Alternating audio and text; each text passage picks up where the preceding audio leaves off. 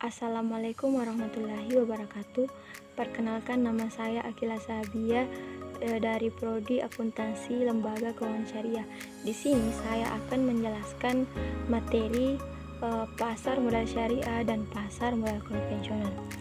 Jadi, pasar modal syariah adalah seluruh sektor ekonomi yang merupakan bagian integral dan sistem keuangan yang mengikuti prinsip-prinsip syariah. Nah, selanjutnya pasar modal syariah itu memiliki dua peran penting. Yang pertama, sebagai sumber pendanaan perusahaan untuk pengembangan usahanya melalui penerbitan efek atau surat berharga. Nah, yang kedua itu sebagai sarana investasi bagi investor.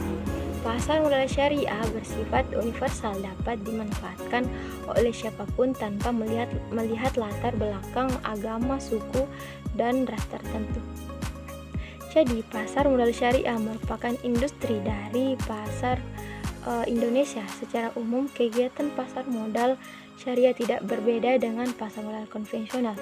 Namun demikian, terdapat karakteristik khusus yang terkait dengan penerapan prinsip syariah sebagaimana diatur dalam peraturan OJK dan fatwa DSN MUI, yaitu efek dan mekanisme perdagangan tidak bertentangan dengan prinsip syariah. Kemudian selanjutnya adapun mekanisme perdagangan yang bertentangan dengan prinsip syariah. Seperti yang pertama itu ada namanya maisir. Maisir atau kegiatan perjudian adalah kegiatan atau permainan yang bersifat taruhan antara dua pihak atau lebih, di mana pihak yang menang akan mendapatkan bayaran dari pihak yang kalah. Nah, yang kedua itu ada namanya gharar. Gharar adalah ketidakpastian dalam transaksi jual beli yang dapat merugikan satu pihak dalam Islam. Nah, yang ketiga ada namanya riba. Riba adalah mensyaratkan kelebihan pengembalian berbentuk bunga. Untuk itu, pasar modal syariah menawarkan solusi tentang efek dan mekanisme perdagangan yang tidak bertentangan dengan prinsip syariah. Selanjutnya, landasan hukum pasar modal syariah. Yang pertama itu ada namanya Undang-Undang Pasar Modal. Yang kedua itu ada Undang-Undang OJK, dan ketiga ada namanya Fatwa DSN MUI. Kemudian terdapat jenis surat berharga atau efek syariah yang diperdagangkan di pasar modal. Nah, yang pertama itu ada namanya saham syariah. Saham syariah adalah jenis investasi di pasar modal yang sesuai dengan prinsip-prinsip syariah Islam. Sederhananya adalah kepemilikan atas suatu perusahaan yang kegiatan usahanya bertentangan dengan ajaran Islam.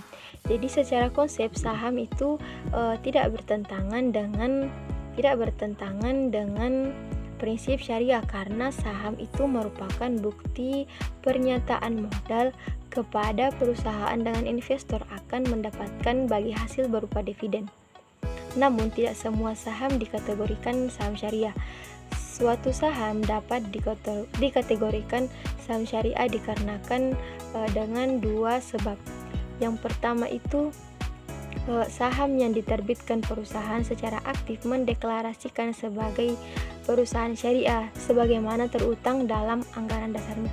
Yang kedua, saham yang diterbitkan oleh perusahaan itu tidak nyatakan kegiatan usaha perusahaan sesuai dengan syariah, namun perusahaan tersebut memenuhi kriteria syariah sehingga sahamnya dapat ditetapkan sebagai saham syariah oleh OJK atau pihak penerbit daftar pihak syariah.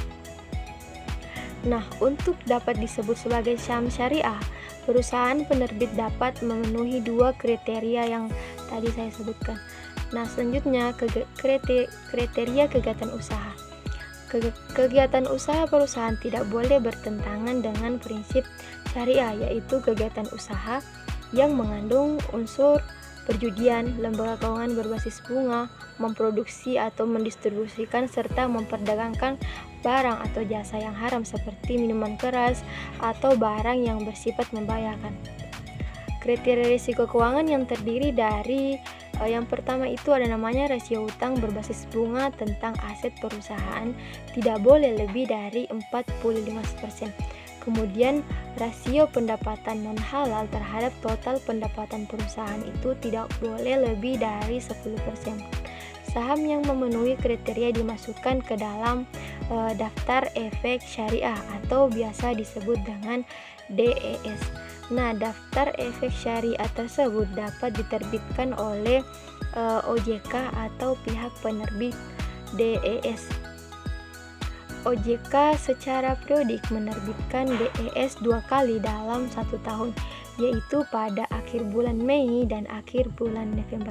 Sebagai acuannya, investor saat ini juga terdapat indeks saham seperti Indeks Saham Syariah Indonesia atau biasa disingkat dengan ISSI atau ISI, yaitu indeks dari seluruh saham syariah yang tercatat di Bursa Efek. Jakarta Islamic Index atau disingkat dari JIII, yaitu indeks 30 saham syariah yang kapitalisasi pasar terbesar dan perdagangan aktif. Yang kedua itu ada namanya sukuk atau sering disebut dengan obligasi syariah, adalah surat berharga yang diterbitkan oleh pemerintah atau perusahaan yang mengelolanya berdasarkan prinsip syariah Islam.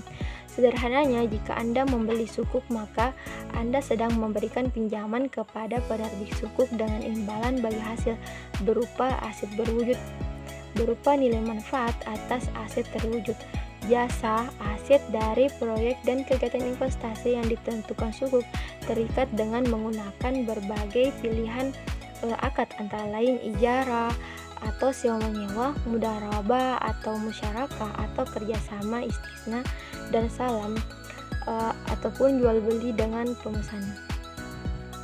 Nah, yang terakhir ada namanya reksadana.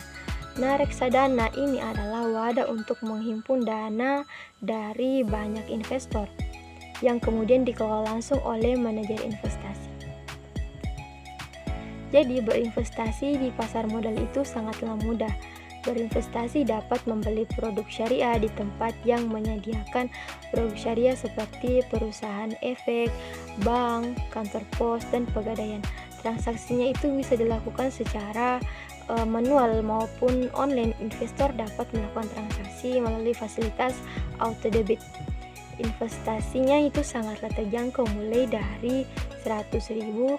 Namun demikian perlu juga diingat bahwa berinvestasi di pasar modal itu juga memiliki potensi atau risiko, sehingga investor perlu memahami dan mengelola risiko tersebut. Selanjutnya, variabel pembentuk pasar modal konvensional. Yang pertama itu ada namanya saham. Saham itu adalah bukti kepemilikan suatu perusahaan atau memberikan hak pemegang saham untuk ikut serta dalam pengambilan keputusan dalam perusahaan. Yang kedua itu ada obligasi. Nah, obligasi adalah surat utang yang diterbitkan oleh suatu perusahaan atau pemerintah dan dijual kepada investor. Yang ketiga ada namanya indeks pasar modal. Indeks pasar modal ini adalah alat ukur untuk kinerja pasar modal suatu negara. Yang keempat ada kurs valuta asing atau falas, disingkat dengan falas. Nah, falas ini adalah nilai tukar mata uang suatu negara terhadap mata uang negara lain. Yang kelima ada namanya tingkat suku bunga. Nah, tingkat suku bunga ini merupakan faktor yang penting dalam pasar modal, terutama dalam pasar obligasi. Selanjutnya ada namanya faktor ekonomi makro, seperti pertumbuhan ekonomi, inflasi, dan stabilitas politik juga dapat mempengaruhi pasar. Jenis mekanisme pasar modal konvensional. Yang pertama itu ada namanya pasar primer. Pasar primer adalah pasar di mana perusahaan menjual saham untuk pertama kalinya kepada investor, dan mekanisme yang dilakukan pasar primer dilakukan melalui ada namanya penawaran umum dan penempatan pribadi. Yang kedua ada pasar sekunder. Pasar sekunder adalah pasar di mana investor membeli dan menjual saham atau obligasi yang sudah diterbitkan sebelumnya, yang terdiri dari dua mekanisme pasar, yaitu over the counter dan bursa efek. Selanjutnya yang terakhir, produk pasar modal konvensional. Yang pertama itu ada saham. Cara kerja dengan membeli saham, Anda menjadi bagian pemilik saham tersebut. Jika perusahaan mengalami pertumbuhan dan keuntungan, nilai saham Anda berpotensi meningkat. Resikonya tinggi karena nilai saham sangat berpengaruh oleh kinerja perusahaan dan kondisi pasar secara keseluruhan. Nah, yang kedua itu yang diperdagangkan ada namanya obligasi atau surat hutang.